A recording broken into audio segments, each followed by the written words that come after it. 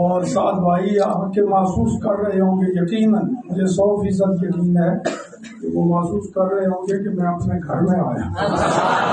الحمدللہ یہ سارے امیر المجاہدین کے پروانے اور جہاں جہاں جاتے ہیں آگے وہی پیغام پہنچاتے ہیں جو امیر المجاہدین نے دیا۔ اللہ کے فضل و کرم سے امیر المجاہدین نے 8 سال یہاں پڑھا، 25 سال پڑھایا۔ بہت سارے ان کے شاگرد اب بھی موجود ہیں جہاں ان سے شاگردی میں پڑھتے تھے اور اب فارغ ہو رہے ہیں، کچھ فارغ ہو چکے ہیں، کچھ ہونے والے ہیں۔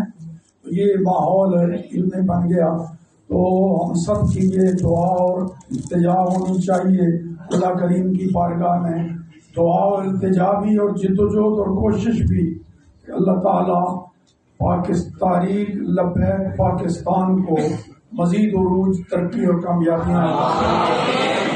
ہر ایک آپ میں سے تاریخ لبیک کا ورکر بن جائے، سپاہی بن جائے، علاقے میں جائے، سندھ میں جائے، بلوچستان میں جائے، گلگت میں جائے، جہاں مرضی، پنجاب میں، ہر جگہ اپنی یہ ذمہ داری پوری کرے اور نبھائے کہ میں سپاہی ہوں امیر المجاہدین کے لشکر کا، وہ امیر ہیں، میں ان کا خادم ہوں۔